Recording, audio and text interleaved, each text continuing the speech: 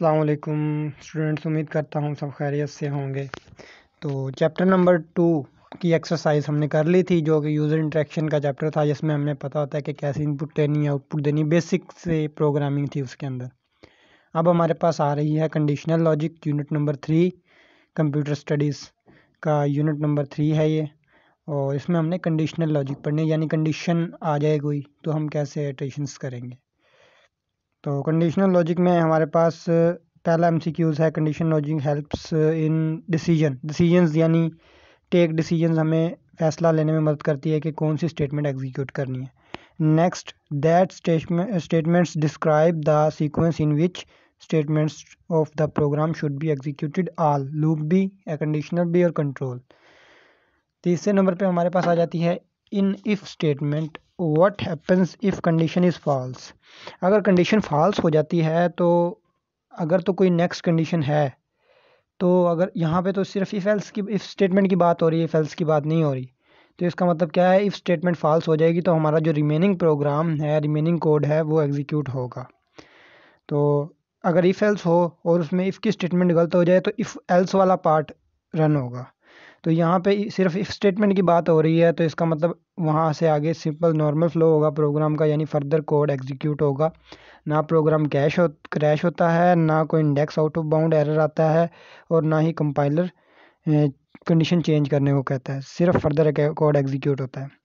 Fourth number पे आप देख लें कि एक स्टेटमेंट है इफ़ के साथ और एक है एल्स के साथ। अगर इफ़ वाली ट्रू हो जाती है तो एल्स वाला पार्ट एग्जीक्यूट नहीं होगा, अगर इफ़ वाला ट्रू नहीं होता तो एल्स वाला एग्जीक्यूट होगा।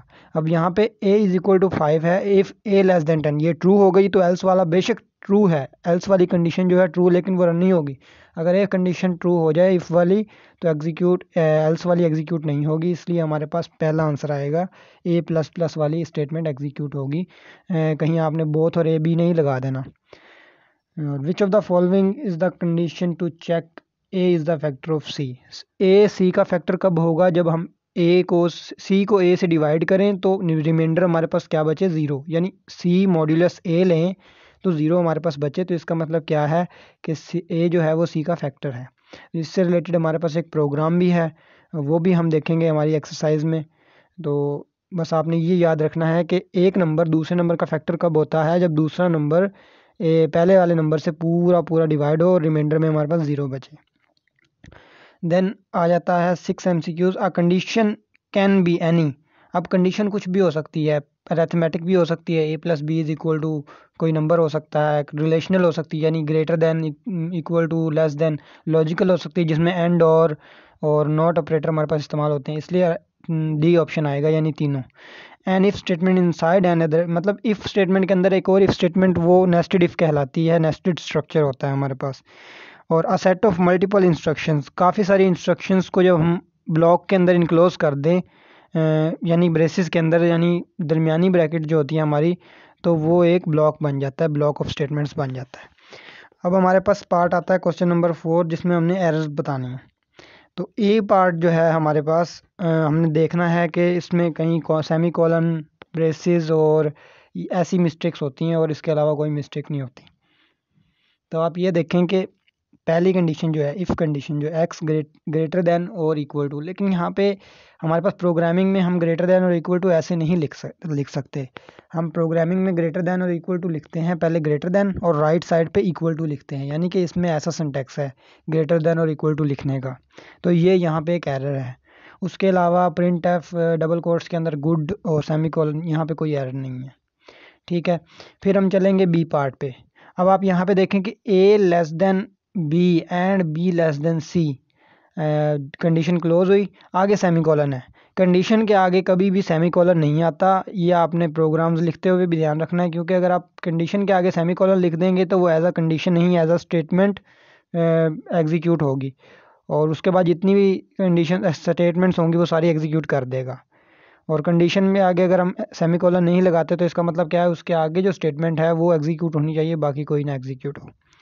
इसी तरह एल्स में हमारे पास कोई एरर नहीं है, multiply is equal to a multiply by b multiply by c, ठीक है, ये बिल्कुल सही है। उसके बाद हमारे पास आ जाता है a less then 7 less than b। हमारे पास अगर दो नंबर, जैसे हमारा a लेस देन b था and b less then c था b पार्ट में, तो इसी तरह यहाँ पे भी क्या होगा, a less then 7 and 7 less than b आएगा।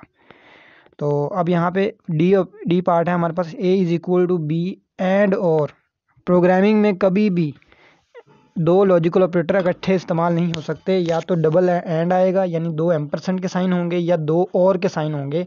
यहाँ पे एक एम्परसेंड का साइन लिखा हुआ है और एक और का साइन लिखा हुआ है, तो यहाँ पे ये मिस्टेक थी। ई पार्ट में हमारे पास ये देखें कि double quotes print F statement में कहाँ इनक्लोज करने हैं और उसके बाद कोमा लगाना है। तो यहाँ पे उसने ब्रैकेट लगाई हुई है जो कि एक एरर है, उसके अलावा यहाँ पे कोई एरर नहीं है। और यहाँ पे एल्स वाले पार्ट में आकर हम देखते हैं तो कंसीडर परसेंटेज डी प्लस का नहीं, सम से पहले आएगा कोमा का साइन, क्योंकि हमने जिस वेरिएबल से वैल्यू उठानी है उसे कोमा के बाद लिखना होता है, तो कोमा लगाएंगे और उसके बाद सम लिखेंगे। तो ये हमारा क्वेश्चन हो गया है क्लियर। ठीक है, तो क्वेश्चन नंबर 5 में हमने आउटपुट्स बतानी है। आउटपुट बताने के लिए हमें सबसे पहले ये है कि हमने ये देखना है कि प्रोग्राम को फ्लो करना है और वैल्यूज़ को साथ साथ अपडेट करते जाना है, पुरानी वैल्यू को रिप्लेस कर देना है न्यू वैल्यू से जो अपडेट होगी। ठीक है, अब यहाँ पे हमारे पास a इज़ इक्वल टू 7 दिया हुआ है और b इज़ इक्वल टू 10 दिया हुआ है, तो हम a is equal to a plus B करें, यानी जैसे ही हमने वैल्यू असाइन की और नेक्स्ट लाइन पे हमने क्या किया, a is equal to a plus B कर दिया, यानी कि a में हमने जमा करके a और b को स्टोर करवा दिया। अब a की अपडेटेड वैल्यू क्या होगी, 7 a में है और b में क्या है 10, तो वो 17 जो है वो a में वैल्यू अपडेट होके आ जाएगी। अब a की वैल्यू 7 नहीं रही, अब a की वैल्यू हमारे पास 17 आ गई है। नेक्स्ट a हमारे साथ कंपेयर हो रहा है कंडीशन में a greater than b and b less then 20। अब यहाँ पे देखें कि a की वैल्यू क्या है 17 है, लेकिन वो 20 से बड़ा तो नहीं होता, तो हमारे पास एक कंपैरिजन फॉल्स हो गया और आगे एंड ऑपरेटर के बाद दूसरा कंपैरिजन है। जब आपने ये याद रखना है कि अगर एंड ऑपरेटर हो तो आप दूसरी कंपैरिजन में ना ही जाएं, अगर दो कंपैरिजन है तो वो ऑब्वियसली सी बात है वो फॉल्स ही होगा। इसका मतलब क्या है, ये कंडीशन फॉल्स हो जाएगी पूरी और बी की वैल्यू अपडेट नहीं होगी, क्योंकि कंडीशन के अंदर उसने बी की वैल्यू को लिखा हुआ है ए प्लस बी। अगर ये अपडेट हो जाती है तो हमारे पास बी की वैल्यू क्या आती है 17 प्लस 10 27 आती है हमारे पास, लेकिन यहाँ पे बी कंडीशन फॉल्स हो गई है और बी की वैल्यू हमारे पास अपडेट नहीं होगी। तो प्रिंट एफ में हमारे पास क्या प्रिंट होगा, A is equal to percentage D और B is equal to percentage D, यानी ए के बाद जो पहला परसेंटेज डी है वो ए के लिए है कोमा के बाद, और इसी तरह दूसरा परसेंटेज डी बी के लिए है। तो ए की वैल्यू हमारे पास आ जाएगी 17 और बी की वैल्यू हमारे पास आ जाएगी 10। बी पार्ट में हमारे पास देखें कि अगर x plus 20 multiply by 7 is equal to 455 तो प्रिंट एफ और एल्स दूसरी कंडीशन रन होगी होप फॉर बेस्ट। तो यहाँ पे हमारे पास ये कंडीशन फॉल्स हो जाती है इफ़ वाली, क्योंकि 20 मल्टीप्लाई बाय 7 जो है हमारे पास उसको हम प्लस करते हैं 45 से, तो वो 1445 के बराबर नहीं आता, तो इसलिए हमारे पास एल्स वाला पार्ट रन होगा। इसी तरह अब आपने सी पार्ट देखना है, C1 में उसने y और C2 में उसने n स्टोर करवाया, तो नेक्स्ट लाइन में उसने क्या किया कि C1 में उसने C2 स्टोर करवा दिया, यानी अब C1 और C2 की वैल्यू क्या हो गई है n हो गई है।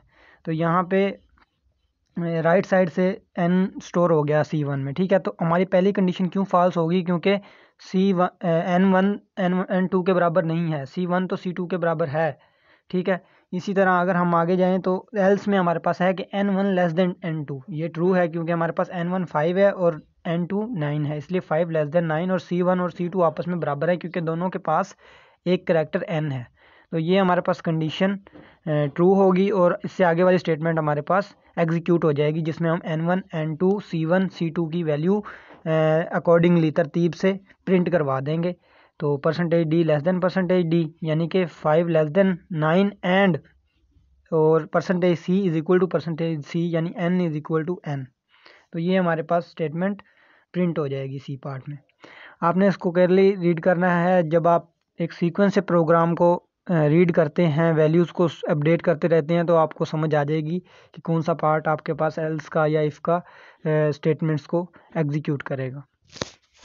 तो दोस्तों ये डी और ई पार्ट जो हैं ये थोड़े से लेंथी हैं, इनको समझाने के लिए थोड़ा सा टाइम लगेगा। मैं आपको ये नेक्स्ट वीडियो में एक्सप्लेन करूँगा, तब तक आपने प्रीवियस सारी एक्सरसाइज को समझ लेना है। अगर आपको इसमें किसी भी किस्म की कन्फ्यूजन हो तो आप कमेंट सेक्शन में पूछ सकते हैं। Thank you.